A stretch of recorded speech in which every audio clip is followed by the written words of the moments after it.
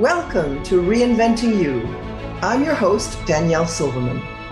I believe that in today's world of ever-constant evolution, the only career change that matters is when what you do matches who you are and what you believe. This show is where you'll learn how embracing change and reinventing yourself will help you navigate any disruptions and lead a life of happiness and fulfillment, especially in this ever-changing world. Your purpose and your meaning will drive your personal transformation.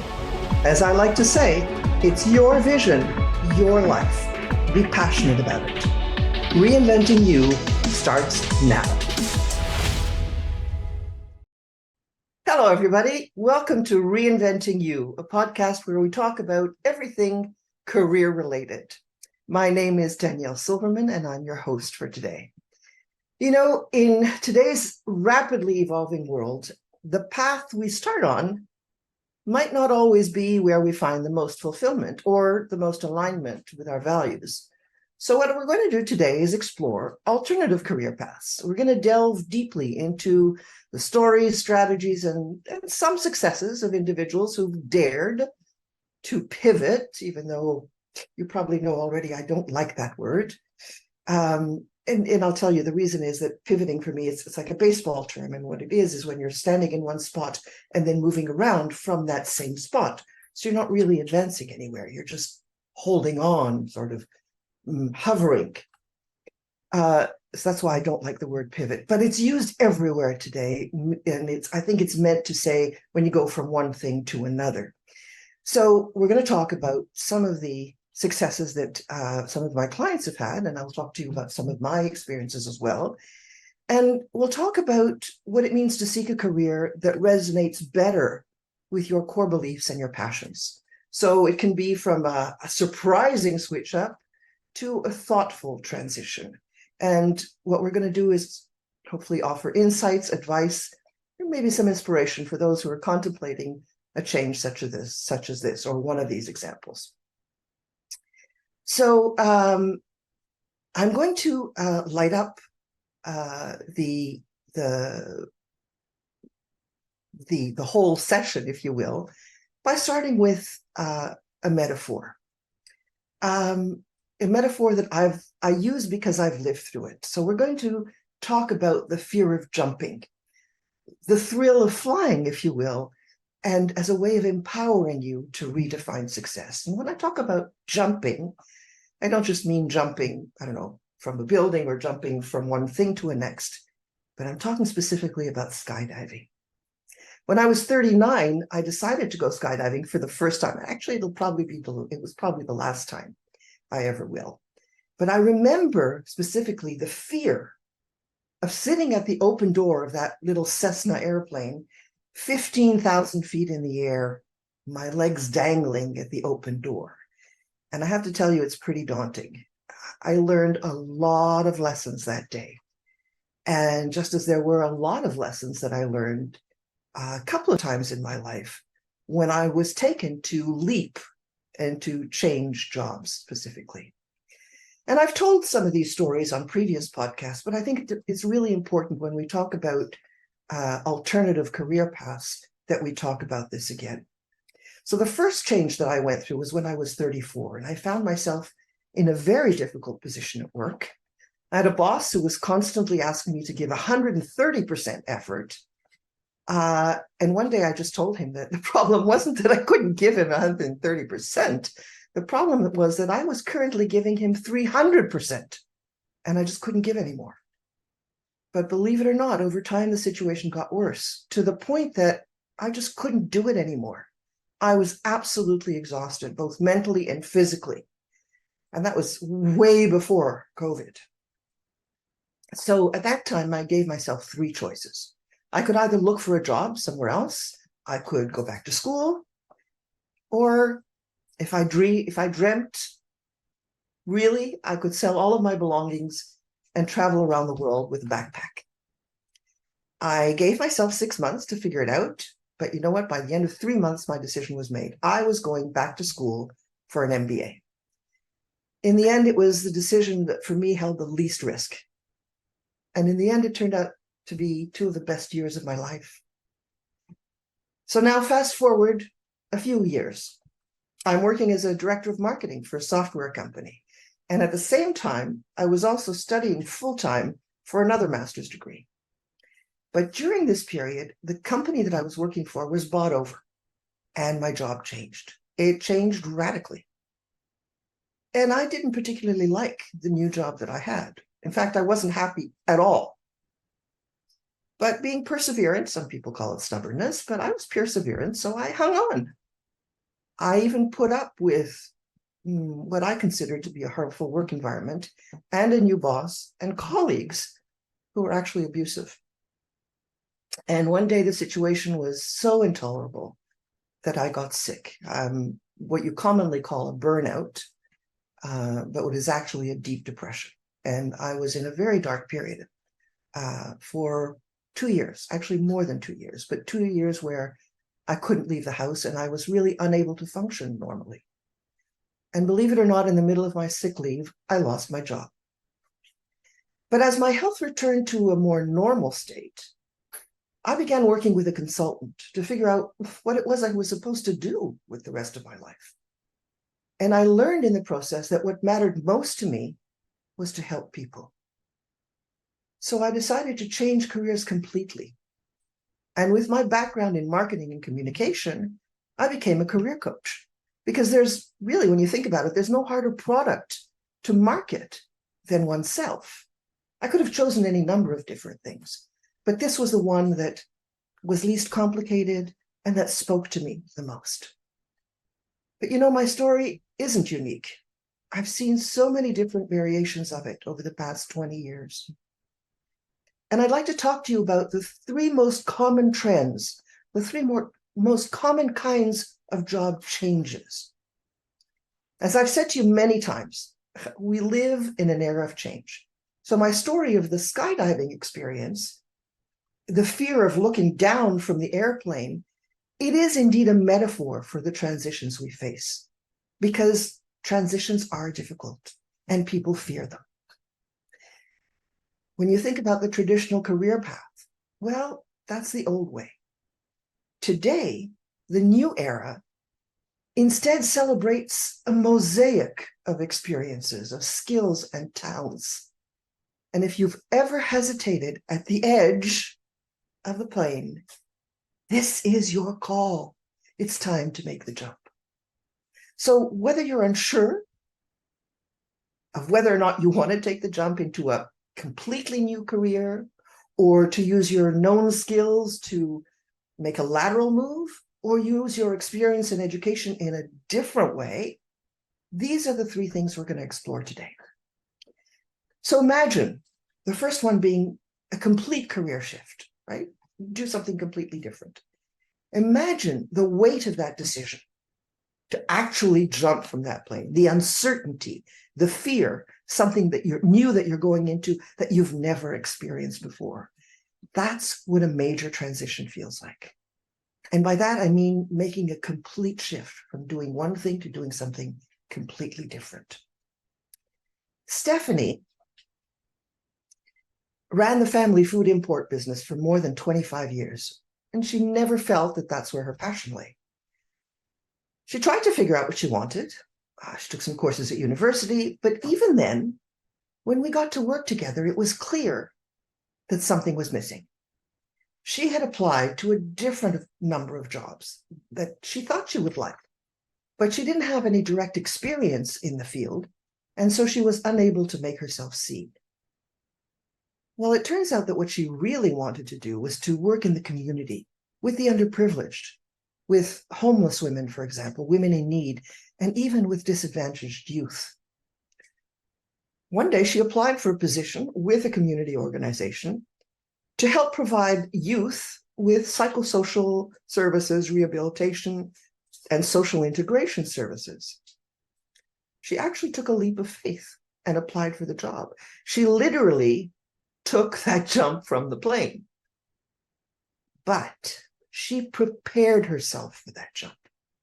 She did all the right homework, learned about herself in the process, and the organization, obviously. And in the end, she was able to make it clear to the interviewers that she was the right person for the job. And she did. She got the job. So my advice to you, if you're ready to make such a jump, is to gauge the depth before you leap. Know the industry or the role you're aiming for. Know and understand your transferable skills and every experience that you've accumulated over the years, because these things are what make up your parachute, your safety net. Whether it's about leadership, organization, problem-solving skills, decision-making skills, project management, these are all tools that you have in your toolbox. Also, don't be afraid to up your skills by taking courses or, giving yourself additional education. And finally, I do recommend finding a mentor or a coach, someone like me, someone who's made the jump, who can guide you through these winds of change. But not all changes are this big. That was a big one. It's a huge shift. Some others are just small adjustments, or sometimes even tiny tune-ups, or finding new roles in familiar places. Maria was another client of mine. She's a lawyer. She'd been working in a corporation in the area, her specialization was the area of ethics and compliance. And she loved what she did. She absolutely loved it, but she didn't feel that she was being recognized for her efforts. In fact, she felt like she was working two jobs. So she thought she'd seek a position somewhere else. And she did, actually. She found a job in another company, also working in ethics and compliance. But when she announced that she was leaving, her boss's boss came to see her. And he basically said to her, "You can't leave. Your contribution to the company is just too valuable." And he asked her what it would take to have her stay. So Maria then outlined to him her vision of what ethics and compliance mean for the company. It was a vision that would bring to tremendous impact to the way the company was working internationally. And to his credit, he listened and he agreed. And he created a job uniquely for her. I interviewed Maria on one of my podcasts. You should look it up. It's called Happiness is an Internal Job. And I interviewed her because after having worked with her and seeing her succeed through this transition, I felt she had a lot to give. She credited her successful change to a lot of reflection on her part, a lot of soul searching, and a realization not only of her own self-worth, but also what it would take to be happy. As I said earlier, happiness is an inside job. When you want to make a lateral move of this nature, there are several things you need to do. One is make sure you stay ahead of the curve by continually learning about your own field. Get better at it. The second is to network with your peers and even the higher up. So her boss's boss that approached her when she made her announcement, she knew him quite well. He knew her quite well. There wasn't that huge distance. Because when you do that, when you do network with your peers and with other people within the organization, you might just discover roles you might never have known existed. Or you can create your own job. In this case, it was created for her, but with her input, right? So in essence, she did create her own job. Above all, you need to know who you are and what you want. And then, once you know who you are and what you want, don't be afraid to pitch yourself. If your ideas are not accepted, well, first think about how you presented them. But first, practice them with somebody else first. Make sure that all your arguments are valid and foolproof. And once you're sure of that, then don't be afraid to pitch yourself. And if even having made absolutely certain that your ideas are solid, if they're not accepted, then you have to think about maybe it is time to move on. But don't be afraid to pitch yourself. Then you really understand how you fit within the organization or not. So we've seen two examples, one where someone has shifted careers completely to a different field, another one where Maria, in this case, stayed within the same company, within the same field, but a different role. There is a third option, one that I call reframing your skills. In other words, using your existing expertise in a unique way. Because transition isn't always about abandoning what you know, or about finding a new role doing much the same thing in an expanded way.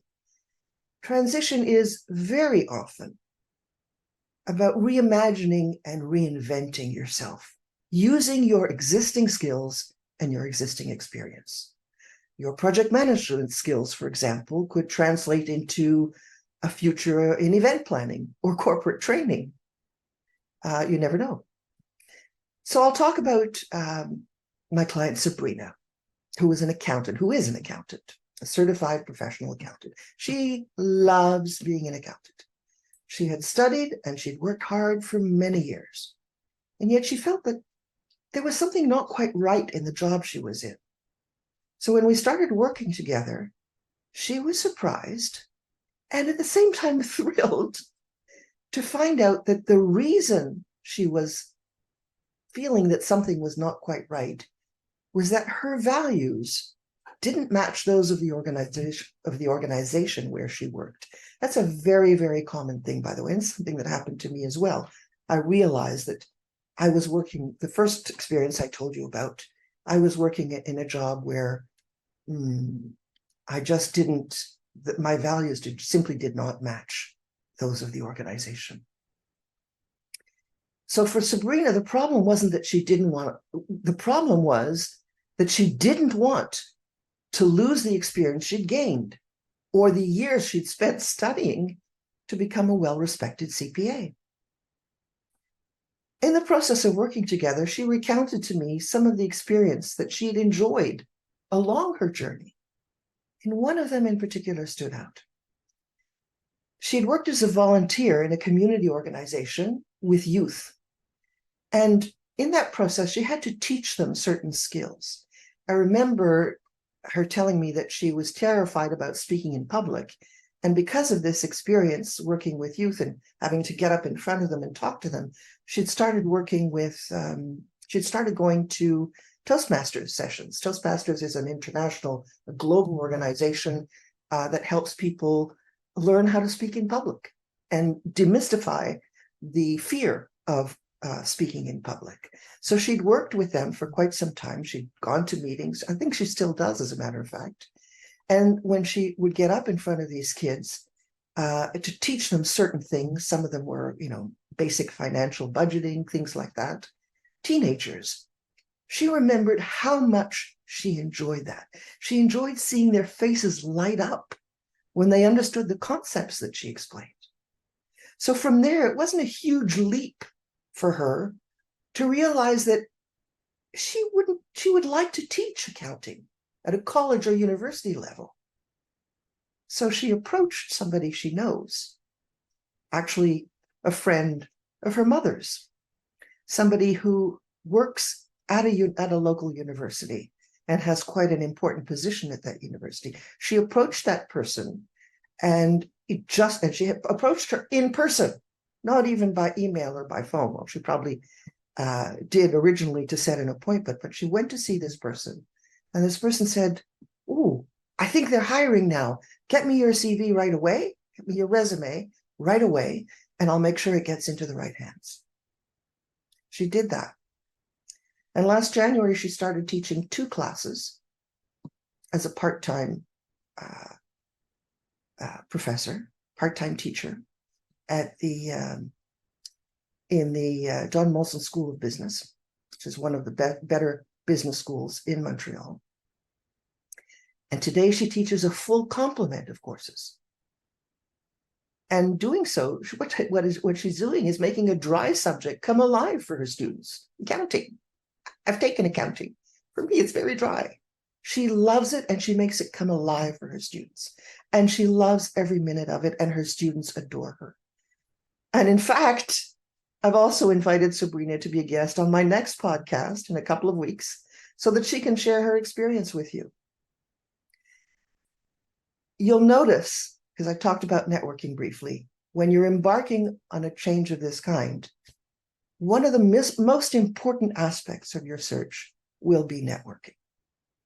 And I know it scares a lot of people, but it doesn't have to, because you don't have to be afraid to approach people you know, first of all, who might be in a position to help. Start with your inner circle, people that you're not afraid to talk to, and tell them about what you're doing. Ask them for advice and ask them how you can help them. Remember, it's not about asking for a job.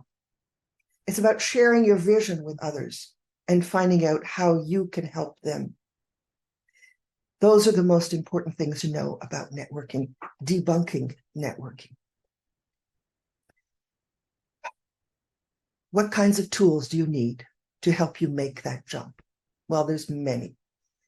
And if in addition to those you've already got in your toolkit, the experience you have, the education that you have, and the other tools that I've mentioned, there are other things that might help you as well to make any kind of career change.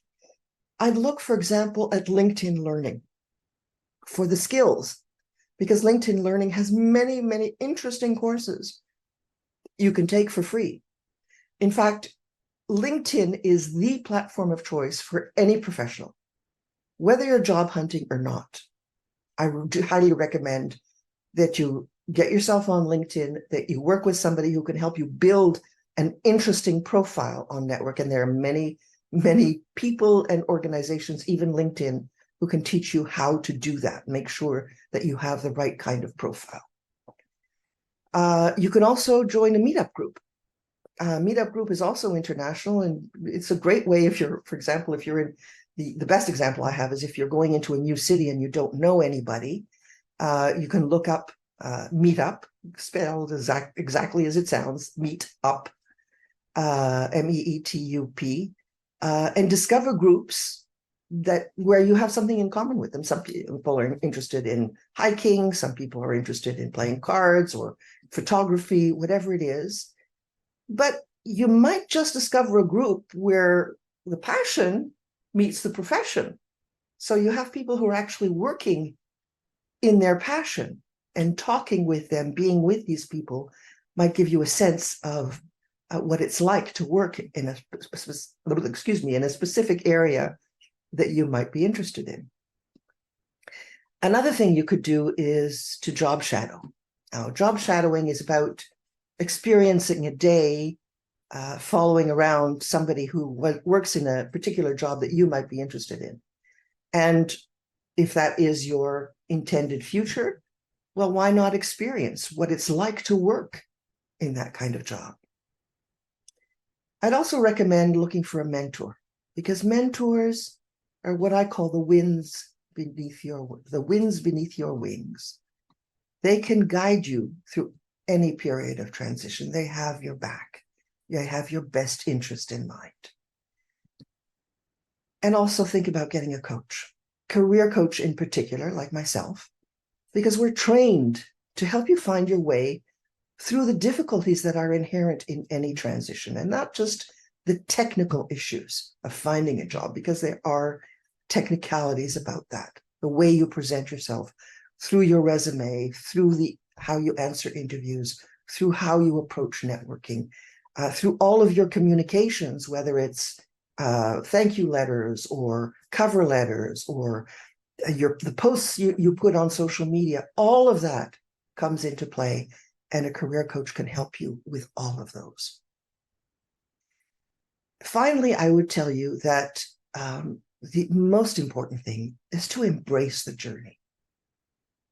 Whatever type of transition you'd like to make, it's important to simply enjoy the process. You know, I've always said it takes a particular kind of courage to want to make a change. But you can do it if you remember that it's not about the end goal. It's not. It's about the journey. It's the first step and the next step and the step after that. That's the journey. So the transition is to take those steps and acknowledge also that there is a certain risk in each of the steps, but that you're going to act in spite of those risks. That's what courage is, to acknowledge the risk and to act in spite of it. Courage is your ally, in fact. And there are a few other things also that you need to carry along in this transition.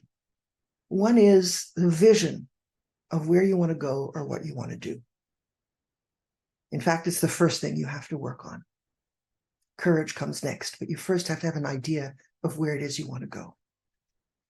Add to that the ability to let go and make sure that you focus also on your self-care.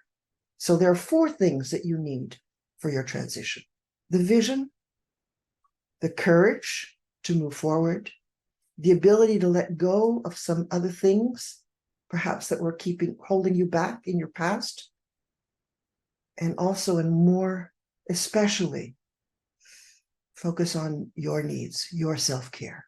All 4 are allies. So remember, whether you're taking a leap, a huge change, completely different, whether you sidestep or whether you shuffle, remember that in these heart-stopping moments of change, when you're jumping out of that plane, your parachute is you. It's your experiences, your vision, and your choices. It's your life. It's your jump. I want you to be passionate about it. So if you're ready to give yourself wings, don't hesitate to contact me. You can reach me by email at info@reinventingu.com. That's reinventing-u.com. Or you can go to my website at reinventing-u, the letter u.com. reinventing-u.com. I really look forward to hearing from you and to helping you in any of your transitions. So here's to your career reinvention. Bye for now. Thank you for listening to Reinventing-U with me, your host, Danielle Silverman. Tune in on the 2nd and 4th Monday each month at 11 a.m. Eastern, 8 a.m. Pacific on transformationtalkradio.com. Join me and feel inspired and optimistic about your future.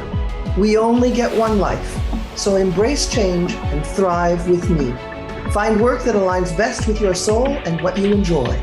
For more information, go to reinventingu.com.